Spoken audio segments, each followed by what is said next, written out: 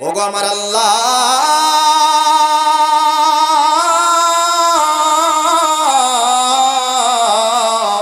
রব্বানা আখরিজনা মিন হাদিহিল কারিয়াতিজ জালিমি আহলুহা। ও আল্লাহ, আমাদেরকে ওই জালেম সম্প্রদায় থেকে বের করে দেন। ওয়াজআল লানা মিন লাদুনকা ওয়ালিয়া, আর না হয় আমাদের জন্য একজন সাহায্যকারী পাঠাও, আমাদের সাহায্য করো, অভিভাবক পাঠাও। ওয়াজআল লানা মিন লাদুনকা নাসীরা, আর আমাদের জন্য একজন সাহায্যকারী পাঠাও। আমার আল্লাহ আয়াত নাযিল করে জানায় দিলেন, হে মুসলমান শুনো, নিজের ঈমান শুধু হেফাজত করবা, নিজের নামাজ পড়বা, নিজের রোজা রাখবা, আরামে খাইবা, আরামে ঘুমাইবা।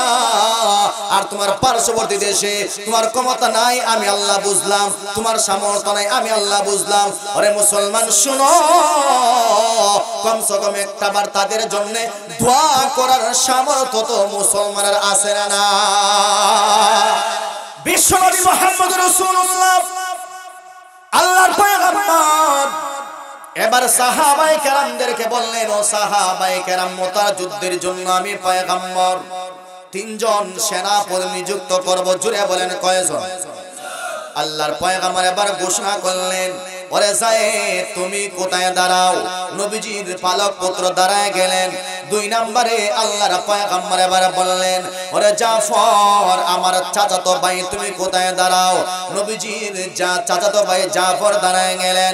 3 নাম্বার এবার আল্লাহর পয়গম্বর বললেন, ওরে আব্দুল্লাহ তুমি কোথায় দাঁড়াও? আব্দুল্লাহ ইবনে রাওয়াহা যখন দাঁড়ায় গেলেন, আল্লাহর পয়গম্বর এবার বললেন, ও সাহাবায়ে কেরাম ভালো করে শুনবা, আমি পয়গম্বর মুতার যুদ্ধের জন্য একজন সেনাপতি আমি দিলাম না, 2 জন সেনাপতি আমি দিলাম না। ওরে সাহাবায়ে কেরাম শুনো, আমি পয়গম্বর মুতার যুদ্ধের জন্য 3 জন সেনাপতি দিলাম। এর অর্থ হলো যায়েদ শহীদ হয়ে গেলে জাফর তরবারি ধরবে, জাফর শহীদ হয়ে গেলে আব্দুল্লাহ ইবনে রাওয়াহা ইসলামের জান্নাত তুলে ধরবে। জুড়ে বলেন আল্লাহু আকবার। আর একটু জুড়ে বলেন আল্লাহু আকবার। আল্লাহর পয়গম্বর এবার বললেন, এ যায়েদ ভালো করে শুনবা, যাও যাও তুমি তোমার বাড়িতে যাও, এবার গিয়া তোমার ফ্যামিলির কাছে বিদায় নিয়ে আসো। আল্লাহর পয়গম্বর কে এবার যায়েদ বললেন, ওগো পয়গম্বর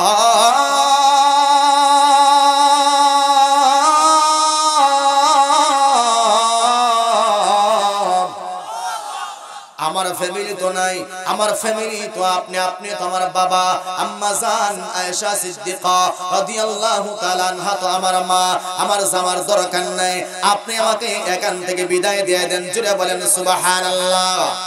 2 নম্বরে নবীজি বললেন, এ জাফর আমার চাচাতো ভাই তুমি কোথায়? যাও যাও এবার তোমার সন্তান, তোমার বিবি, তোমার বিবির কাছ থেকে বিদায় নিয়ে আসো।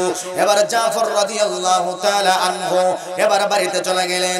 বাড়িতে যাওয়ার পর দরজা যখন খুললেন, 2টা ছোট্ট সন্তান জাফর রাদিয়াল্লাহু তাআলা আনহুর এবার বিবিকে বললেন, হে বিবি আমার, আল্লাহর পয়গম্বর মুতার যুদ্ধে যাওয়ার জন্য আমাকে সেনাপতি বানাইলেন, এবং আমি 1 নম্বর সেনাপতি না, আমাকে 2য় নম্বরে আল্লাহর পয়গম্বর রাখলেন। এর দ্বারা আমার বিশ্বাস হয়ে গেল মুতার যুদ্ধে নির্ঘাত আমি জাফর গাজী হব না, আল্লাহর রাস্তায় আমি শহীদ হয়ে যাব। আমার জন্য দোয়া করো। এবার জাফরের বিবি বললেন, ওরে স্বামী আমার, না না আমরা দোয়া করি আল্লাহ যেন তোমাকে গাজী বানায়া ফেরত আনে। জাফর বললেন, এরকম দোয়া আল্লাহর কাছে কখনো কবুল হবে না।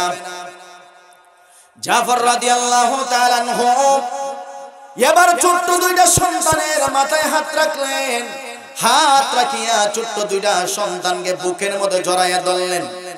জড়াইয়া ধরিয়া 2 গালে কপালে চুমা দিয়া ছোট্ট সন্তান 2টাকে যখন মাটিতে রাখলেন, ছোট্ট 2টা সন্তান এবার জাফরের হাত ছাড়ে না।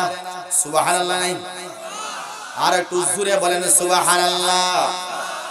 এ মুসলমান ভাই, ছোট্ট 2টা সন্তান এবার জাফর রাদিয়াল্লাহু তাআলা ওই ছোট্ট দুইটা সন্তানকে বললেন, বাবারা আল্লাহর পয়গম্বর অপেক্ষা করতেছেন, আমার হাত ছাড়ো না বাবা, তুমি চলে গেলে আমাদের দেখাশোনা কে করবে, আমরা ছাড়বো না।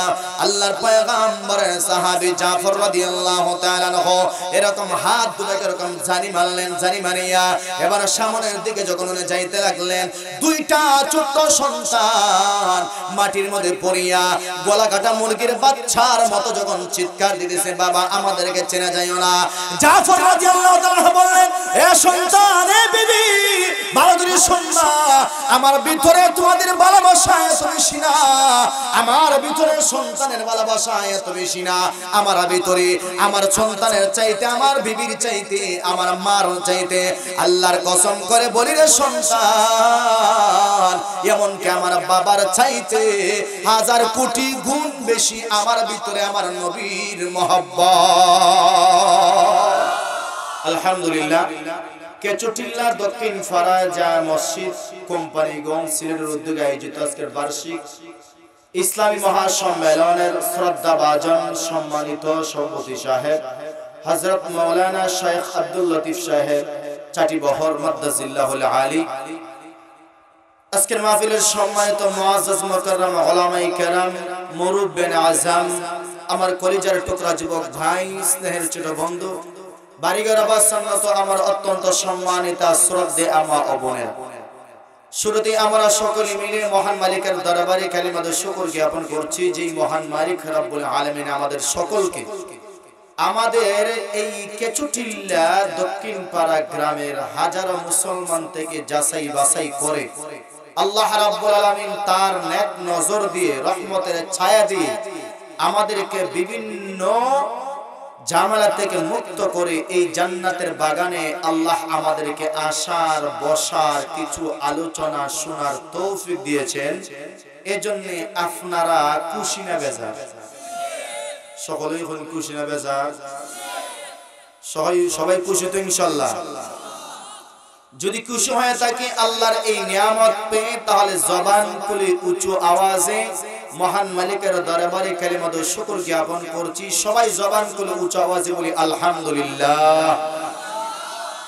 সবাই আল্লাহর শুকরিয়া জ্ঞাপন করছি আলহামদুলিল্লাহ। শুকরিয়া জ্ঞাপন করছি কার? আর একটু জোরে বল, আল্লাহ। তো ভাই, আপনারা আমার আগে আপনাদের সিলেটের অত্যন্ত সুনামধন্য আলেম মুফাসসির কোরআন হযরত মাওলানা আব্দুল মুমিন সাহেবের কাছ থেকে গুরুত্বপূর্ণ আলোচনা সুললিত কণ্ঠে আপনারা শুনেছেন। আমি নাদান, আমি গুনাহগার, এই অধিবেশনে আল্লাহ আমাকে হাজির হওয়ার তৌফিক দিয়েছেন। পবিত্র কোরআনে কারীমের সূরাতুল বাকারার একখানা আয়াতে কারীমা আপনাদের খেদমতে তেলাওয়াত করেছি। পয়গম্বর আরবি সাল্লাল্লাহু আলাইহি ওয়াসাল্লামের হাদিসের অসংখ্য অগণিত ভান্ডার থেকে ছোট্ট একটা হাদিস আপনাদের খেদমতে আমি পাঠ করেছি। মহান মালিকের দরবারে তৌফিক কামনা করি যেন আল্লাহ রাব্বুল আলামিন আমাদের সকলকে আমল নিয়তে ইখলাসের সহিত আলোচনা শোনার তৌফিক দান করেন। সবাই জোরে বলেন আমিন। আর একটু জোরে বলেন আমিন। আলোচনা মনোযোগ সহকারে শুনবেন তো ইনশাআল্লাহ। এ ভাই, এই ছোট মোবাইলটা বন্ধ কর। তুমি মোবাইল ধরতে গিয়ে তুমি ওয়াজ শুনতেছিস। তো আমলের নিয়ত যদি ওয়াজ আমরা না শুনি তাহলে ওয়াজ বেকার। কথা জুড়ে বলতে হবে, ঠিক কিনা ভাই? আমি শুরুতেই বলছি আমার সাথে সবাই কথা বলতে হবে। এটা জান্নাতের বাগান, এটা বিশ্বাস আছে না আপনাদের? কার কার বিশ্বাস নাই একটু হাত তুলে দেখি। সবার বিশ্বাস আছে তো ইনশাআল্লাহ? এইটা জান্নাতের বাগান, এটা নাচ গানের কোনো মঞ্চ না, এটা জুয়া খেলার কোনো মঞ্চ না, এটা হাউজি বাম্পারের জায়গা না। কথা জুড়ে বলতে হবে, ঠিক কিনা? এটা নির্বাচনের কোনো সম্মেলন না, এটা সম্পূর্ণ আল্লাহ এবং আল্লাহর রাসূলের আলোচনা এই জায়গাতে হয়। জান্নাতের একটা বাগান। সুবহানাল্লাহ আসতে বলুন। আর একটু জোরে বলেন সুবহানাল্লাহ। কাজেই আল্লাহ যে আমাদেরকে জান্নাতের বাগানে আসার তৌফিক দিয়েছেন, এতেই আমরা খুশি না বেজার? আর একটু জোরে বলেন, খুশি না বেজার? আর যারা আসতে পারছে না তারা তো শুধু বেজার না, মানে তাদের কপালে হেদায়েত আছে। কথা জোরে বলেন না। আমরা যে আসছি, আনছেন কে? আর একটু জোরে বলেন, আল্লাহর নামটা জোরে বলেন। কোন নেতার নাম না, এমপির নাম না, মেম্বারের নাম না। কে আনছেন? আর একটু জোরে চিল্লায়ে বলেন, কে? আল্লাহ আমাদেরকে আনছেন। কাজেই বুঝা গেল আমাদের কপাল ভালো। সুবহানাল্লাহ জোরে বল। আর যারা এখন আসতে পারে নাই, জান্নাতের বাগানে ঢুকতে পারে নাই, বুঝা গেল তাদের কপালে এখনো হেদায়েত যায় নাই। কথা আসতে কোন ঠিক কিনা? আর একটু জোরে বলেন, ঠিক কিনা? এখনো অনেক যুবক আছে তার মোবাইলে মারতেছে, আছে না নাই? এখনো অনেক যুবক আছে হালি আইছে, বাবির সাথে গপ করতেছে, হালির সাথে গপ করতেছে, কিন্তু তার কপালে হেদায়েত জুটছে না, আছে না নাই? এখনো অনেক বুড়া বুড়ি আছেন, বুড়া মানুষ আছে ঘরের মধ্যে কুন কুন কুন কুন কুন কুন কুন করে, আছে না নাই? এখনো অনেক যুবক আছে রাস্তায় ঘোরাফেরা করে, কিন্তু কপালে এতই টাড়া পড়ছে যে জান্নাতের বাগানে আসতে পারতেছে না। শয়তানে বারবার ফিজিক্যালি কুচায়, এমনি যাইস না, এমনি গেলেই কিন্তু মাথা টুকবো, নামাজ পড়া লাগবো, এমনি গেছত না, ভালো হইছে। আর একটু আসতে হন ঠিক কিনা? আর একটু জোরে হন ঠিক কিনা? কাজেই আমরা শয়তানের দলে থাকতাম নাকি আল্লাহর দলে থাকতাম? আর একটু জোরে হই। কার দলে থাকতাম? আল্লাহর দল। আল্লাহ দে আমাদেরকে তার নেক নজর দিয়া, রহমতের নজর দিয়া জান্নাতের বাগানে আল্লাহ আমাদেরকে ঢুকাইছেন। রহমতের চতুর্দিকে বেষ্টিত একটা জায়গা, এখানে আল্লাহ আমাদেরকে এনেছেন। আমরা খুশি নি? খুশি নি? এই আল্লাহ যে আমাদেরকে জান্নাতের বাগানে আনছেন, এই খুশি যদি আমরা হয়ে থাকি, তাহলে আল্লাহর জন্য আমরা জীবন উজাড় করে সব দিতে রাজি আছি তো ইনশাআল্লাহ? হাত তুলা দিন, রাজি আছি তো ইনশাআল্লাহ? নারে তাকবীর। এই আওয়াজে হইতো না, এই আওয়াজে ওই কিছু টিল্লার উর্দু হয়ে গেছে না। মানুষ যারা আছে না, কিছু আসুন না, ওই যে কয়েক ঘন্টা মানুষ হয়, আওয়াজ নাই, আসুন না একদম। শ্রোতা হয় এক ধরনের হয়, বুঝছেন নি? এক দল আছে জুতা ফাও থেকে জুতা খুলতো না, বুঝছেন, জুতা খুলতো না। হে উবাই উবাই আবে ওই জায়গা পজিশন হেমাইল করে, পজিশন দেখি বক্তার কণ্ঠ কি রকম, যদি ভালো লাগে তো বই মনে আইলে যাই। কথা মানে আছে না নাই? কথা জোরান আছে না নাই? আর এক দল আছে আমহা তো মানে বইতুই নাই, কারণ তার কপালে হেদায়েত নাই। হে দেখবা না, নাচ গান হইলে নিচে ফিয়া হইলে লেট গেলে বইতে। কথা জোরান আছে না নাই? ফুটবল খেলা হইলে মেঘ ফোরতাছে, এখন মোবাইল আগে সামলাই, মেঘ ঠাডা বিজলি করতেছে, তার ফুরবাই থাকবে, আছে না নাই? তার পিছিয়ে শয়তানে কুড়া মাইরে রাখছে, লড়তে লড়তে করতে, আমি আসি তো পিছিয়ে। কথা জোরে কোন ঠিক কিনা? মার একটু আসতে কোন ঠিক কিনা? এক কথায় বুঝা গেল, মসজিদে গেলে যারার ভালো লাগে না, মাদ্রাসায় গেলে যারার ভালো লাগে না, তেলাওয়াত শুনলে যারার ভালো লাগে না, মাহফিল আইতে যাদের ভালো লাগে না, এরার কপাল এত তাড়াতাড়ি হেদায়েত জুটে না। আসতে জোরে কোন ঠিক কিনা? আর ফুটবল খেলার গে 2 ঘন্টা বুইলো সাসার ভালো লাগে, সাহস চলে গেছে 3 ঘন্টা এক কাপ চা খাইয়া বই থাকবো, টিভির বাড়ি মনে চাইব বুড়া ইয়া মাহবুদাল্লাহ সুকের ভাবার 780। ভগত জোরে ঠিক কিনা? হোটেলে গিয়ে এক কাপ চা খাইব আর বইতে বইতে খমর ইসময় খমর বেদনা করে না চাচা, কিন্তু এখন আইলি ভেসাবে বারবার মিস কর মারে, উঠ বেটা উঠবে উঠ। কথা জোরে হনে আছে না মিছা ভাই? ভগত জোরে হনে আছে না মিছা? একটা কথা মিছা কথা কইছি আমি। এক কথা, যত ডায়াবেটিস আছে, যত ফেসাব আছে, যত শয়তানের কুচাকুচি আছে, সব বালা জায়গা। আর নাচ গান লাড়ালাড়ি সব কিচ্ছু নাই, সব বালা, সব বালা। কথা জোরে হন ঠিক কিনা? সব বালা। আল্লাহ যেন তাদেরকে পরিপূর্ণ হেদায়েত দান করেন, জুড়ে বলেন আমিন। আর একটু আসতে হয় আমিন। এজন্য ভাই আমরা চাই আল্লাহর রহমতের নজরে থাকতে। রাজি আছেন তো আপনারা ইনশাআল্লাহ? নাকি হুজুর আজকে তো ইনশাআল্লাহ ওয়াজ হইছে, কালকে ইনশাআল্লাহ ওখানে গান আছে, হুজুর মাহফিলের দিন মুখ বেঁধে যাইবেন, যাতে কেউ দেখে না যাইবা গান। এজন্য আমরা এই কেচুটিল্লার প্রত্যেকটা ঘরের মা বোনদেরকে আমরা জানাইতে চাই, রাজি আছেন তো ইনশাআল্লাহ? আমরা জানাইতে চাই প্রত্যেকটা ঘরে যে সমস্ত ঘরে এখনো যুবক আছে, এখনো বুড়ো আছে, এখনো জওয়ান যুবক ভাইরা আছে, প্রত্যেকটা ঘর থেকে মা বোনদের কাছে আমাদের আবদার, প্রত্যেকটা ঘর থেকে ঠেলায় বার করে দিন, টুপি সহ দিন। আপনারা রাজি তো ইনশাআল্লাহ? মা কথা আরো জোরে হয় নাই তুই বল, রাজি তো ইনশাআল্লাহ? আমরা সবার পরামর্শ হইল সব ঘর থেকে বের করে দিলেন, দরজা লাগাই, ঘর থেকে বাইর করে দিয়া দরজা লাগাইলাম। আপনারা রাজি তো ইনশাআল্লাহ?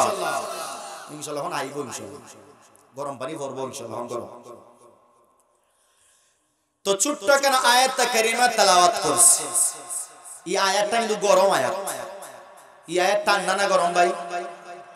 তো আপনারা ঠান্ডা হয়ে গেছেন, ওখান কিতাব হইলাম আমি। এই আয়াত কিন্তু গরম। এই আয়াত কিটা গরম আয়াত। আমরা গরম লাগবো নি কথা যদি আমরা গরম লাগতো না। আয়াত গরম, হাদিসও গরম, আমিও গরম, আপনারা গরম লাগবো, লাগবো তো ইনশাআল্লাহ। দেখতে আবার নাই কুলতেলের মতো ঠান্ডা পড়লে বইটা কিনা আবার পরে আবার আগুন দেওয়া লাগে। আমার কাছে আগুন নেই। আল্লাহ বলতেছেন কুতিবা আলাইকুমুল কিতাল।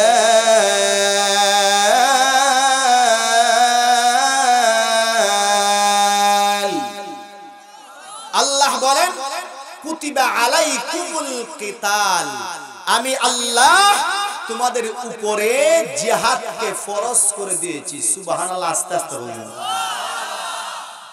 জিহাদ বুঝছেন নাকি? যুদ্ধ, যুদ্ধ, জিহাদ। আল্লাহ বলতেছেন কুতিবা আলাইকুমুল কিতাল ওয়া হুয়া কুরহুল লাকুম ওয়া আসা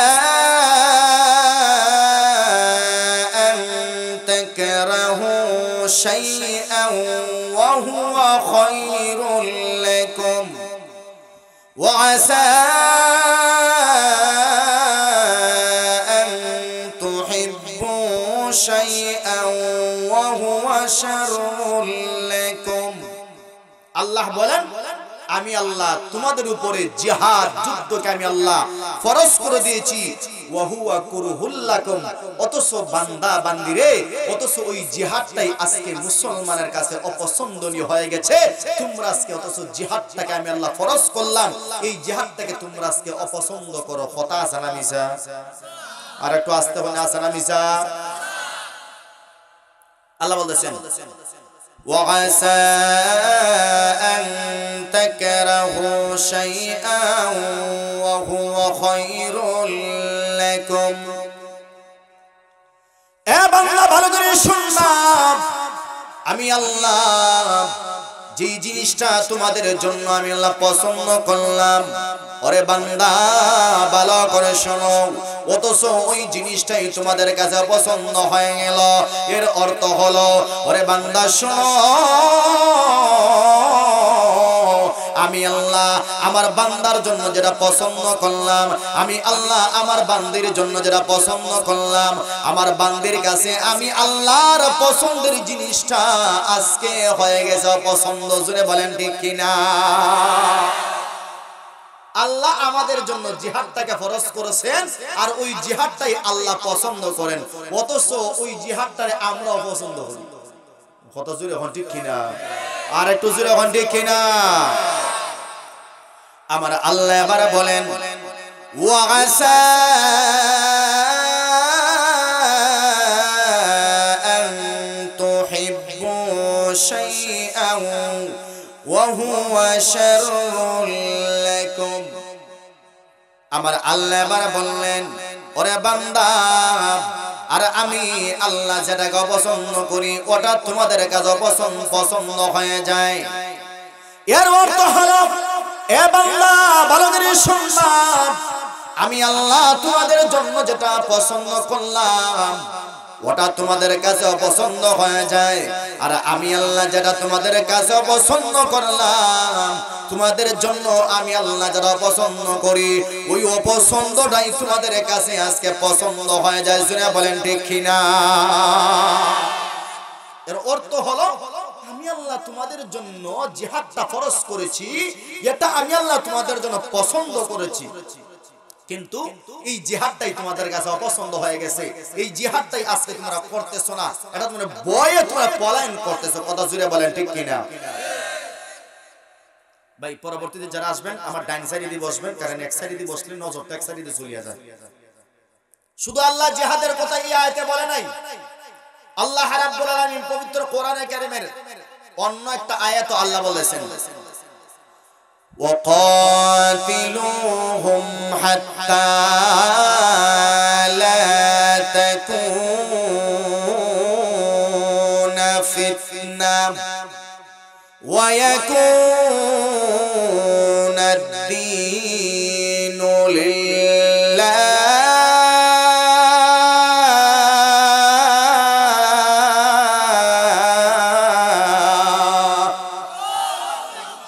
আমার আল্লাহ বলেন ওরে বান্দা ভালো করে শুনবা এক চিল্লার মুসলমান ভালো করে শুনবা ও যুবক ভাই ও মা বোনেরা বৃদ্ধ বাবারা ভালো করে শোনো আমার দিকে নজর ভালো করে শুনবা ওরে ভাই আমার আল্লাহ এখানে প্রকাশ্যে বললেন ওয়াকাতিলুহুম হাত্তা লা তাকুনা ফিতনা ওরে মুসলমান শুনো তোমরা যুদ্ধ করো আল্লাহ এখানে অন্য কোন শব্দ আল্লাহ ব্যবহার করেন নাই ডাইরেক্ট আল্লাহ নির্দেশ দিলেন ওয়াকাতিলুহুম হাত্তা লা তাকুনা ফিতনা আরে বান্দা তোমরা যুদ্ধ করো ওই কাফের বেঈমান মুনাফিকদের বিরুদ্ধে তোমরা যুদ্ধ করো যতক্ষণ পর্যন্ত সমাজ থেকে ফিতনা দূরীভূত না হবে জোরে বলেন ঠিক কিনা ওয়ায়াকুনা দ্বীনু লিল্লাহ এবং গোটা ইসলামটা আল্লাহর জন্য হয়ে যায় সুবহানাল্লাহ জোরে বলেন ভাই নির্দেশটা কার আর একটু জোরে বলতে হবে কার আল্লাহর নির্দেশ আল্লাহ বলতেছেন ওয়াকাতিলুহুম হাত্তা লা তাকুনা ফিতনা ওয়া ইয়াকুনা দ্বীনু লিল্লাহ তোমরা যুদ্ধ করো যতক্ষণ পর্যন্ত সমাজ থেকে ফিতনা দূরীভূত না হয় এবং দ্বীনটা আল্লাহর জন্য না হয় সুবহানাল্লাহ জোরে বলেন এই সাবধান কথাগুলো ভালো করে শুনো ভবিষ্যতে আলেম হইবা ভালো করে বুঝবে এবার আসেন ভাই আল্লাহ এখানে যে বললেন হাত্তা লা তাকুনা ফিতনা ফিতনার অর্থ কি ফিতনার অর্থ এখানে মুহাদ্দিসিনে কেরাম মুফাসসিরিনে কেরাম তাফসীরে আনওয়ারুল কোরআন তাফসীরে নুরুল কোরআন তাফসীর ফি জিলালিল কোরআন অনেকটা অর্থ উল্লেখ করেছেন এক নাম্বার হলো সমাজটা যদি এমন সমাজ হয় যেই সমাজে আমরা মুসলমান অথচ ওই সমাজটাকে কুফরি রাষ্ট্রে পরিণত করার জন্য ষড়যন্ত্র হচ্ছে মানে ইসলামটাকে মিটিয়ে দেওয়ার জন্য মসজিদ মাদ্রাসা তুলে দেওয়ার জন্য ষড়যন্ত্র হচ্ছে এই সমাজে যুদ্ধটাকে ফরজ হয়ে যায় যুদ্ধ তাদের বিরুদ্ধে যুদ্ধ করা ফরজ হয়ে যায় ফিতনা তখন ফরজের অর্থ এখানে প্রকাশ পাবে যে তোমাদের উপর ফরজ করা হয়েছে অর্থাৎ তোমরা সশস্ত্র যুদ্ধ তাদের সঙ্গে করো সুবহানাল্লাহ জোরে বলেন আজকে আমাদের দেশটাকে গোটা শুধু আমাদের দেশ না আজকে গোটা বিশ্বটাকে মুসলমানদেরকে পৃথিবী থেকে একেবারে নিঃশেষ করে দেওয়ার চূড়ান্ত পর্যায়ে ষড়যন্ত্র চলতেছে জুড়ে বলেন ঠিক কিনা আর একটু জুড়ে বলেন ঠিক কিনা আচ্ছা মুসলমানদেরকে নিঃশেষ করে দেওয়ার ষড়যন্ত্র চলতেছে আপনারা কি কিছু টের পাইতেছেন বুঝতেছেন আজকে শুধু মুসলমান না মুসলমানদের মসজিদকে ভেঙে দেওয়ার জন্য মুসলমানদের মাদ্রাসা তুলে দেওয়ার জন্য শুধু হিন্দু না শুধু ইহুদি না শুধু খ্রিস্টান না মুসলমান নামধারী মুনাফিকের বাচ্চারা ক্ষমতার লোভে তারা পায় তারা করতেছে জোরে বলেন ঠিক কিনা তাদের ভিতরে ইসলামের মহব্বত নাই তাদের ভিতরে কোরআনের ভালোবাসা নাই তাদের ভিতরে মুসলমানের মহব্বত নাই তারা নামে মুসলমান তারা কর্মে কাজে কার্যকলাপে টাটকা আব্দুল্লাহ ইবনে উবাই ইবনে সুলুল মুনাফিক জুড়ে বলেন ঠিক কিনা এজন্য আল্লাহ বলেন এমন মুনাফিক যদি সমাজে থাকে যেই মুনাফিক সমাজের মধ্যে শুধু ফিতনা লাগায় সমাজের মধ্যে শুধু ফিতনা তৈরি করে ঝগড়া লাগায় এরকম মুনাফিককে সমাজ থেকে বয়কট করো এরকম মুনাফিককে সমাজ থেকে বয়কট করো যেন সমাজটা শান্তি হয়ে যায় আর গোটা এলাকার মানুষটা নির্দ্বিধায় নামাজ পড়তে পারে আল্লাহু আকবারের ধ্বনি শুনতে পারে জুড়ে বলেন ঠিক কিনা ভাই আমরা যদি একটু যদি নজর দেই জিহাদ তো আমরা করব আল্লাহ রাব্বুল আলামিন অন্য একটা আয়াতে বলেছেন সূরাতুন নিসার 75 নম্বর আয়াত কয় নম্বর আয়াত ভাই আর একটু জোরে বলেন কয় নাম্বার আল্লাহ বলেছেন وما لكم لا تقاتلون في سبيل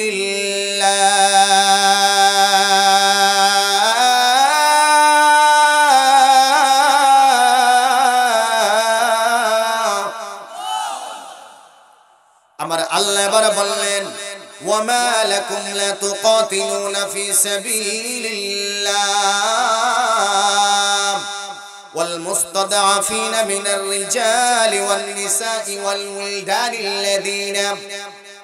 والولدان الذين يقولون ربنا أخرجنا من هذه القرية الظالم أهلها واجعل لنا من لدنك وليا واجعل لنا من لدنك نصيرا جناب الله أكبر يا مسلمان ভাই সূরাতুন নিসা 75 নম্বর আয়াতে আমার আল্লাহ আমাদেরকে ডেকে ডেকে বলেন ওরে মুসলমান ওই যে বাগদাদে মুসলমান মার খায় ইরাকে মুসলমান মার খায় ওই যে ভারতের কাশ্মীরে মুসলমান মার খায় ওই যে ভারতের মুসলমানের মসজিদ ভেঙে দেওয়া হয় মসজিদ ভেঙে দিয়া মন্দিরে বানানো হয় মসজিদ ভেঙে দিয়া তারা মন্দিরে বানায় মসজিদে নামাজ পড়তে দেয় না তারাবি নামাজ পড়তে দেয় না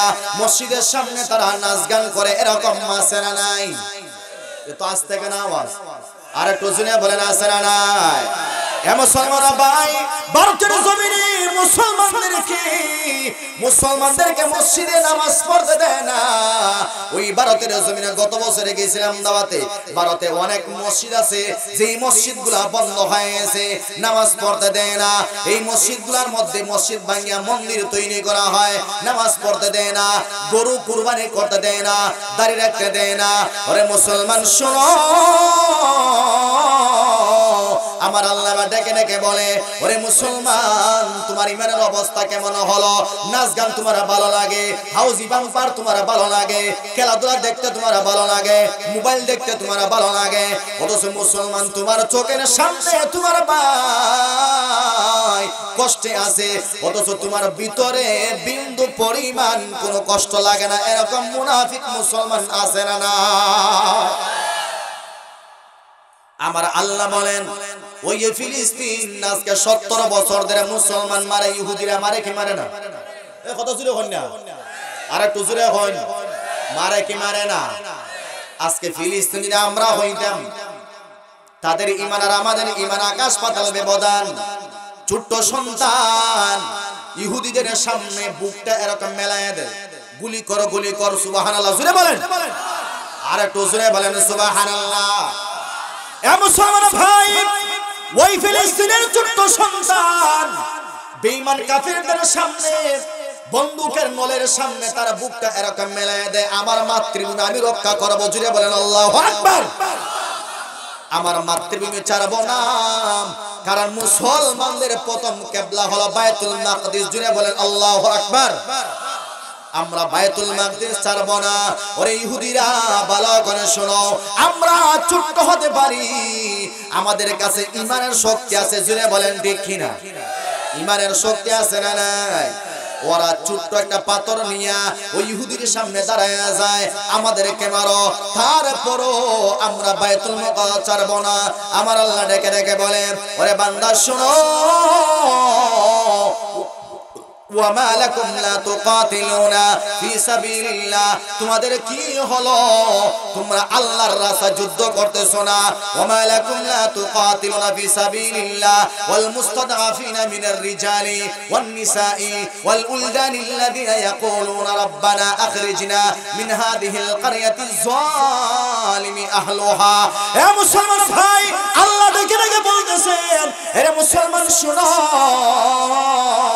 ভালো করে শোনো ওই নারীর বিপক্ষে তোমরা কেন যুদ্ধ করতেছো না দুর্বল নারী ওয়াল মুস্তাদাফিনা মিনার রিজালি দুর্বল পুরুষ ওয়ান নিসাই দুর্বল নারী ওয়াল উলদানিল্লাযিনা ছোট শিশু তারা ডেকে ডেকে বলে আকাশের দিকে তাকাইয়া তারা ডেকে ডেকে বলে ওগো আমার আল্লাহ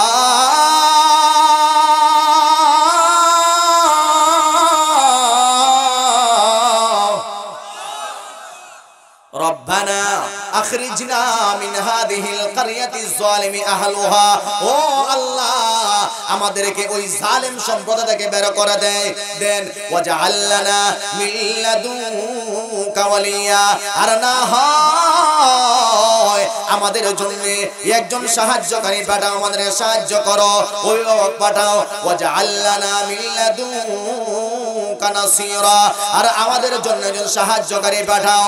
আমার আল্লাহ আয়াত নাযিল করে জানায় দিলেন, হে মুসলমান শুনো, নিজের ঈমান শুধু হেফাজত করবা, নিজের নামাজ পড়বা, নিজের রোজা রাখবা, আরামে খাইবা, আরামে ঘুমাইবা। আর তোমার পার্শ্ববর্তী দেশে তোমার ক্ষমতা নাই, আমি আল্লাহ বুঝলাম, তোমার সামর্থ্য নাই, আমি আল্লাহ বুঝলাম। আরে মুসলমান শুনো, কমসে কম একটাবার তাদের জন্য দোয়া করার সামর্থ্য তো মুসলমানের আছে না? দোয়া করার আমাদের সামর্থ্য নাই, কিন্তু আমরা কয়জন ফিলিস্তিনের মুসলমানদের পক্ষে আমরা দোয়া করলাম? একদিনই করছেন। অথচ তাদের ছোট্ট সন্তান আর আমাদের সন্তান, আমাদের ঈমান আকাশ পাতাল ব্যবধান। কথা জুড়ে বলেন ঠিক কিনা? আজকে যদি বাংলার জমিনে একজন নাস্তিক, একটা মুরতাদ যদি আমার কোরআনের বিরুদ্ধে কথা বলে, মাদ্রাসার বিরুদ্ধে কথা বলে, মসজিদের বিরুদ্ধে কথা বলে, নবীকে ব্যঙ্গ করে, আর উলামায়ে কেরাম যদি মিছিলের ডাক দেয়, উলামায়ে কেরাম যদি নিজের তাজা রক্ত দেওয়ার জন্য রাস্তায় নামার জন্য ডাক দেয়, আমাদের সমাজের হাজারো যুবক আছে রাস্তায় বের হয় না। কথা জুড়ে বলেন ঠিক কিনা? আছে না নাই? আছে না নাই? অথচ দেখা যায় মাইকে যদি এলান করা হয় অমুক মানে ফুটবল খেলা হবে, ওরে যুবক তোমাকে দাওয়াত দেওয়া লাগে না। দেখা যায় হাজার হাজার যুবক সেই জায়গায় জমা হয়ে যায়, মাইকে যদি এলান দেয় ওই জায়গায় উরুস হবে। উরুস মানেই তো শেষ রাত্রের নাচ হওয়া। কথা জুড়ে বলেন ঠিক কিনা? উরুস মানেই হলো শেষ রাত্রে নাচানাচি করা। ওরে ভাই ভালো করে শোনো, তোমাকে কেউ দাওয়াত দিল না, তারপর শয়তানের দোকানে পড়ে, নফসের দোকানে পড়ে, ওই নাচ গানে গেলা, তোমাকে খেয়ে দাওয়াত দেয়, তুমি তো আকর্ষণে গেলা। অথচ মুসলমান ভালো করে শোনো, জুম্মার নামাজে আজকে সমস্ত মুসলমানকে দাওয়াত দেওয়া হইল। ওই কেচুটিল্লা দক্ষিণ পাড়া যায় মসজিদের ওয়াজ হবে, সবার দাওয়াত পাইছেন? কথা জুড়ে হন না না পাইছেন না আপনারা? যুবক এখনো দাওয়াত পাইছেনি, বুড়া বইরে দাওয়াত পাইছেনি, কিন্তু এখনো দেখেন না ভাই দিলের ভিতরে তেমন কোনো মহব্বত নাই। কথা জুড়ে বলেন ঠিক কিনা? অথচ আমার আল্লাহ বলেন, এ বান্দা আমি আল্লাহর আদেশ হলো কুতিবা আলাইকুমুল কিতাল,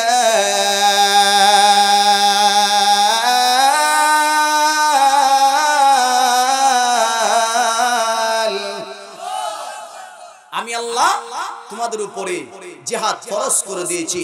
নবীজি বলতেছেন, ক্বালান নবী সাল্লাল্লাহু আলাইহি ওয়াসাল্লাম আল জিহাদু মাযিন ইলা ইয়াউমিল কিয়ামা।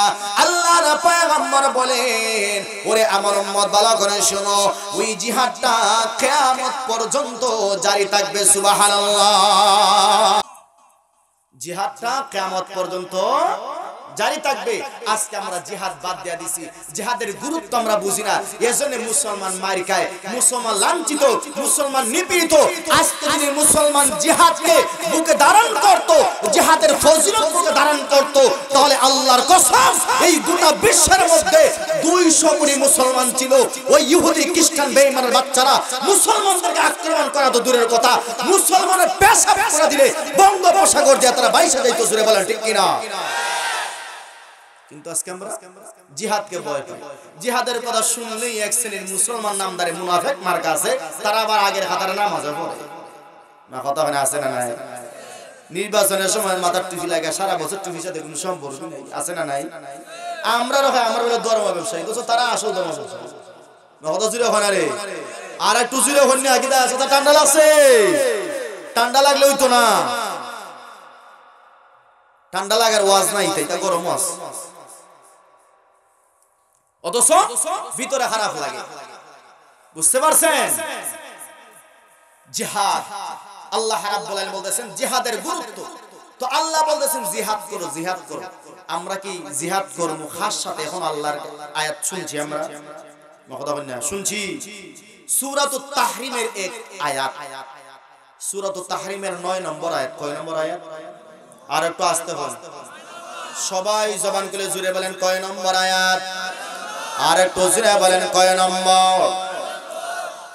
আল্লাহ রাব্বুল আলামিন বলেন, ইয়া আইয়ুহান নাবিয়্যু জাহিদিল কুফফারা ওয়াল মুনাফিকিন।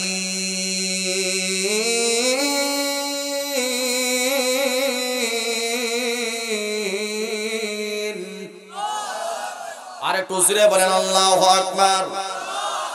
আল্লাহ রাব্বুল আলামিন বলেন, এ বান্দা, হে নবী আমার, ভালো করে শুনবা। আমি আল্লাহ জিহাদের কথা বললাম, জিহাদের গুরুত্ব আমি আল্লাহ বললাম। ওগো নবী, আবার শোনো, জিহাদটা কার সঙ্গে করতে হয়? এক নাম্বার হলো কাফেরদের সঙ্গে তোমরা যুদ্ধ করবা, জিহাদ করবা। জোরে বলেন কার সঙ্গে? এই যুবক ভাইরা জোরে এখন বারবার, কার সঙ্গে জিহাদ? কাফেরদের সঙ্গে। ওয়াল মুনাফিকিন, সমাজের মধ্যে যারা মুনাফিক আছে তাদের বিরুদ্ধে আপনি জিহাদ করেন। জোরে বলেন ঠিক কিনা? আমগো সমাজে মুনাফিক আছে না নাই? আর একটু জোরে, আরো জোরে, আরো জোরে। قال النبي صلى الله عليه وسلم آيات المنافق ثلاث إذا حدث كذب وإذا وعد أخلف وإذا اؤتمن خان وفي رواية أخرى وإذا خاصم فجر أو كما قال عليه الصلاة والسلام। আল্লাহর পয়গম্বর এক হাদিসে মুনাফিকের আলামত তিনটা, অন্য আয়াতে অন্য হাদিসে আল্লাহর পয়গম্বর মুনাফিকের আলামত আল্লাহর পয়গম্বর চারটা বললেন। মুনাফিকের আয়াতের আলামত হলো আয়াতুল মুনাফিক তালাত, ইজা হাদাসা কাযাবা, সে যখন কথা কইব তখন সে মিছা কথা কইব। আসেনি কথা? জোরে কই না, এত আস্তে কইলে কেন মনে হয় রোগ আমরা ভিতরে আছে? হ্যাঁ, তে না হলে জোরে কই না, আছে না নাই? এই লোক আমরা সমাজে আছে না নাই? ওয়া ইদা ওয়াগাদা আখলাফা, যখন বান্দা ওয়াদা করে ওয়াদার খেলাফ করে, এরকম আছে না নাই? ওয়া ইদা তুমিনা খানা, যখন তুমি আমানত দিবা আমানতের খেয়ানত করনেওয়ালা, এরকম লোক আছে না নাই? ওয়া ইদা কাসামা ফাজারা, আর যখন ঝগড়া লাগে তখন ঝগড়া ধে তোমার সাথে পারে না, খালি গালি দিব গালি দিব গালি দিব, আছে না নাই? আর একটু জোরে বলেন আছে না নাই? এ মুসলমান ভাই, আল্লাহ রাব্বুল বললেন, এ নবী আমার, কাফের বেঈমান মুনাফিকদের বিরুদ্ধে আপনি জিহাদ ঘোষণা করেন। জোরে বলেন ঠিক কিনা? আর একটু জোরে বলেন ঠিক কিনা? ওরে বান্দা, এবার ভালো করে শুনেন, বুখারী শরীফের মধ্যে আল্লাহর পয়গম্বর বলেন ওই জিহাদটা আমরা করব। জিহাদের ফজিলত কেমন? আমরা জিহাদে যখন যাব জিহাদের লাভটা কি? আল্লাহর পয়গম্বর বুখারীর হাদিসে বলতেছেন, একজন মুজাহিদ যদি জিহাদের ময়দানে গেছে, জিহাদের ময়দানে, ভালো করে শুনবেন, ভালো করে শুনবেন, জিহাদের ময়দানে একজন মুজাহিদ বাহির হইছে, অথচ যুদ্ধ হইছে না। কি হইছে না ভাই? জোরে কই, যুদ্ধ হইছে না। একজন জিহাদের ময়দানে গেছে আর একজন বাড়িতে আছে। ওই লোকটা সারা দিন রোজা রাখছে, সারা রাত নফল নামাজ পড়ছে। জোরে কোন সুবহানাল্লাহ। এখানে আল্লাহর কোন বান্দা শুনি সারা দিন রোজা রাখুন, সারা রাত নফল নামাজ পড়ুন? আসুন আপনারা, আল্লাহ যেন তৌফিক দান করেন। জোরে কোন আমিন। আর একটু আসতে হই না, আমিন আমিন। নবীজি বলতেছেন, ওই যে মুজাহিদ ঘর থেকে বের হইছে, যুদ্ধ হইছে না, আবার ঘরের মধ্যে ফিরে আইছে। আর যেই লোকটা সারা দিন নফল রোজা রাখছে, সারা রাত্র নফল নামাজ পড়ছে, যেই পরিমাণ সওয়াব হইছে, ওই মুজাহিদের যুদ্ধে বের হইছে যেই লোকটা সারা দিন রোজা রাইখা সারা নফল নামাজ পড়ে যেই পরিমাণ সওয়াব সে পাইছে, ওই যে মুজাহিদ ঘর থেকে বের হইছে, আবার যুদ্ধ হইছে, আবার ঘরের মধ্যে আইছে, তার হুবহু সম পরিমাণ সওয়াব আমার আল্লাহ তার ওই মুজাহিদের আমলনামার মধ্যে দিয়া দিব। সুবহানাল্লাহ। জোরে বলেন লাভ আছে না নাই? কথা জোরে হন, লাভ আছে না নাই? আর একটু জোরে হন, লাভ আছে না নাই? আমার ভাইরা, জিহাদের ফজিলত আমরা বুঝলাম না, সাহাবায়ে কেরাম ঠিকই বুঝেছেন। কথা জোরে বলেন ঠিক কিনা? এ মুসলমান ভাই, আল্লাহর পয়গম্বর সাহাবায়ে কেরাম জিহাদের ফজিলত ওনারা ভালো করে বুঝলেন। এজন্য সাহাবায়ে কেরাম জিহাদে যাওয়ার জন্য মা ছাড়লেন, সন্তান ছাড়লেন, বাবা ছাড়লেন, বিবি ছাড়লেন। সুবহানাল্লাহ। আর একটু জোরে বলেন সুবহানাল্লাহ। সাহাবায়ে কেরাম মুতার যুদ্ধের কথা আপনাদের অনেকের স্মরণ আছে। আল্লাহর পয়গম্বর মসজিদে নববীর মধ্যে বসা, আল্লাহর পয়গম্বর সাহাবায়ে কেরামদেরকে অর্ডার দিলেন, ও সাহাবায়ে কেরাম তোমরা জিহাদের জন্য রেডি হয়ে যাও। মুতার প্রান্তরে খ্রিস্টান ইহুদিদের সঙ্গে যুদ্ধ করতে হবে। জুড়ে বলেন সুবহানাল্লাহ। যুবক ভাইরাও পিছে যারা আছেন এরা হয় না, এরা কষ্ট লাগে, সমস্যা নাই। আল্লাহর নামটা নিতে যদি কষ্ট হয় আপনারা, কোনো সমস্যা নাই। তবে সুবহানাল্লাহ যদি আপনি একবার বলেন সুবহানাল্লাহ, আর এই সুবহানাল্লাহ যদি আল্লাহর কাছে কবুল হইয়া যায়, আল্লাহ বলতেছেন বান্দারে তুমি বারবার আমাকে সুবহান সুবহানাল্লাহ বলো, আল্লাহ পুত পবিত্র, আল্লাহ পুত পবিত্র, যা আমি আল্লাহ খুশি হইয়া তোর একটা সুবহানাল্লাহ গ্রহণ করলাম, আর এর বদৌলতে আমি আল্লাহ তোর জিন্দেগীর সমস্ত গুনাহ আমি আল্লাহ মাফ করে দিয়া তোরে পবিত্র বানায় দিয়া দিলাম। লাভ বুঝছো নাকি? এখন সুবহানাল্লাহ কইবানি আপনারা। একবার সুবহানাল্লাহ কইলে কি আমার সম্পদ নষ্ট হয়ে যাব? মনে হয় 500 টাকা পকেট থেকে যায় না, যাব। আর না হয় আমার নৌকার ইঞ্জিন নষ্ট হয়ে যাব, আর না হয় মনে হয় আমার ভিতরে বাল কাটা নষ্ট হয়ে যাব, না হয় মনে হয় রিস্কার টায়ার নষ্ট হয়ে যাব, না হয় আমার খেত একে যাইব। এরকম কোনো সমস্যা আছে ভাই? না বিবির সাথে মান নতুন কইরাইছো যে সুবহানাল্লাহ কইতে পারতে না, কইলে গরু আওয়ার পরে দিমু মান নতুন আছে নাকি? আমার ভাইরা সাহাবায়ে কেরাম রেডি হয়ে গেলেন, যেই কথা সেই কাজ। জুড়ে বলেন সুবহানাল্লাহ। বিশ্বনবী মুহাম্মদ রাসূলুল্লাহ আল্লাহর পয়গম্বর এবার সাহাবায়ে কেরামদেরকে বললেন, ও সাহাবায়ে কেরাম মুতার যুদ্ধের জন্য আমি পয়গম্বর 3 জন সেনাপতি নিযুক্ত করব। জুড়ে বলেন কয়জন? আল্লাহর পয়গম্বর এবার ঘোষণা করলেন, ওরে যায়েদ তুমি কোথায় দাঁড়াও? নবীজির পালক পুত্র দাঁড়ায় গেলেন। 2 নম্বরে আল্লাহর পয়গম্বর এবার বললেন, ওরে জাফর আমার চাচাতো ভাই তুমি কোথায় দাঁড়াও? নবীজির চাচাতো ভাই জাফর দাঁড়ায় গেলেন। 3 নাম্বার এবার আল্লাহর পয়গম্বর বললেন, ওরে আব্দুল্লাহ তুমি কোথায় দাঁড়াও? আব্দুল্লাহ ইবনে রাওয়াহা যখন দাঁড়ায় গেলেন, আল্লাহর পয়গম্বর এবার বললেন, ও সাহাবায়ে কেরাম ভালো করে শুনবা, আমি পয়গম্বর মুতার যুদ্ধের জন্য 1 জন সেনাপতি আমি দিলাম না, 2 জন সেনাপতি আমি দিলাম না। ওরে সাহাবায়ে কেরাম শোনো, আমি পয়গম্বর মুতার যুদ্ধের জন্য 3 জন সেনাপতি দিলাম। এর অর্থ হলো যায়েদ শহীদ হয়ে গেলে আর জাফর তরবারি ধরবে, জাফর শহীদ হয়ে গেলে আব্দুল্লাহ ইবনে রাওয়াহা ইসলামের জান্নাত তুলে ধরবে। জুড়ে বলেন আল্লাহু আকবার। আর একটু জুড়ে বলেন আল্লাহু আকবার। আল্লাহর পয়গম্বর এবার বললেন, এ যায়েদ ভালো করে শুনবা, যাও যাও তুমি তোমার বাড়িতে যাও, এবার গিয়া তোমার ফ্যামিলির কাছে বিদায় নিয়ে আসো। আল্লাহর পয়গম্বরকে এবার যায়েদ বললেন, ওগো পয়গম্বর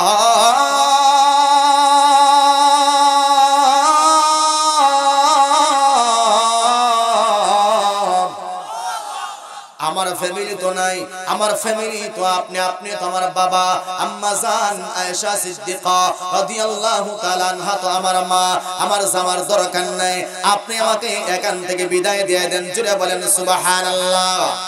2 নম্বরে নবীজি বললেন, এ জাফর আমার চাচাতো ভাই তুমি কোথায়? যাও যাও এবার তোমার সন্তান তোমার বিবি তোমার বিবির কাছ থেকে বিদায় নিয়ে আসো।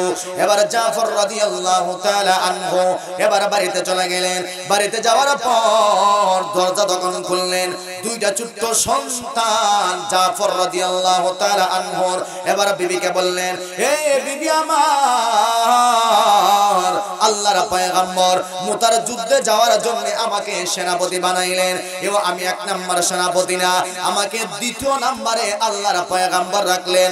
এর দ্বারা আমার বিশ্বাস হয়ে গেল মুতার যুদ্ধে নির্ঘাত আমি জাফর গাজী হব না, আল্লাহর রাস্তায় আমি শহীদ হয়ে যাব। আমার জন্য দোয়া করো।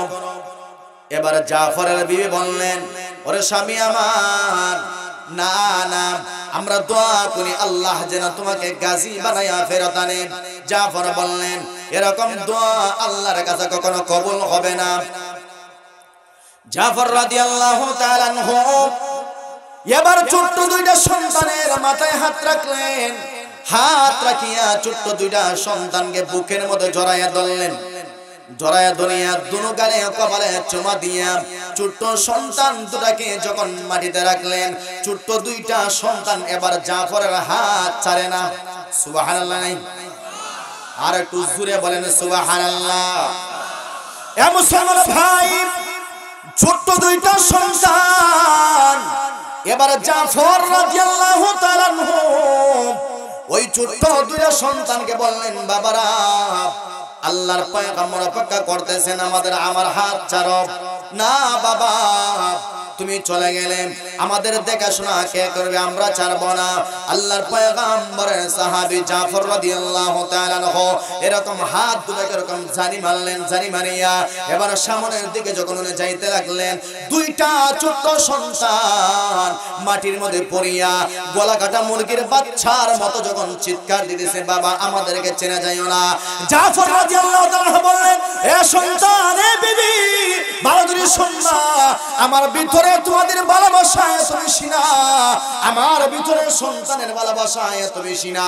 আমার ভিতরে আমার সন্তানের চাইতে, আমার বিবির চাইতে, আমার মার চাইতে আল্লাহর কসম করে বলি রে সন্তান, এমনকি আমার বাবার চাইতে 1000 কোটি গুণ বেশি আমার ভিতরে আমার নবীর মহব্বত। আমার নবীকে আমি বেজার করতে পারবো না, আমার নবীকে আমি অসন্তুষ্ট করতে পারবো না। যদি দুনিয়াতে বেঁচে থাকি তাহলে দেখা হবে, আর যদি আল্লাহর রাস্তায় আমি শহীদ হয়ে যাই তাহলে মহান আল্লাহর জান্নাতে তোমাদের সঙ্গে দেখা হবে। সুবহানাল্লাহ। 3 নাম্বার সেনাপতি আব্দুল্লাহ ইবনে রাওয়াহা নতুন মাত্র বিয়া করেছেন। সুবহানাল্লাহ নাই? আর একটু জোরে কইনা সুবহানাল্লাহ। নতুন মাত্র বিয়া করলেন, এখনো বাসর ঘর হয় নাই। আল্লাহর পয়গম্বর বললেন, এ আব্দুল্লাহ ইবনে রাওয়াহা, যাও যাও, তোমার বিবির সঙ্গে গিয়া তুমি দেখা করে আসো। আব্দুল্লাহ ইবনে রাওয়াহা যখন বাড়িতে গেলেন, দরজা লাগানো, নতুন বধূ ঘরের ভিতরে বসা। উনি বাহিরে যখন এরকম নক করলেন, ওরে বিবি আমার, ঘর থেকে আওয়াজ আসলো, তুমি কে? মান আনতা? উনি বললেন, আনা আব্দুল্লাহ, আমি আব্দুল্লাহ ইবনে রাওয়াহা।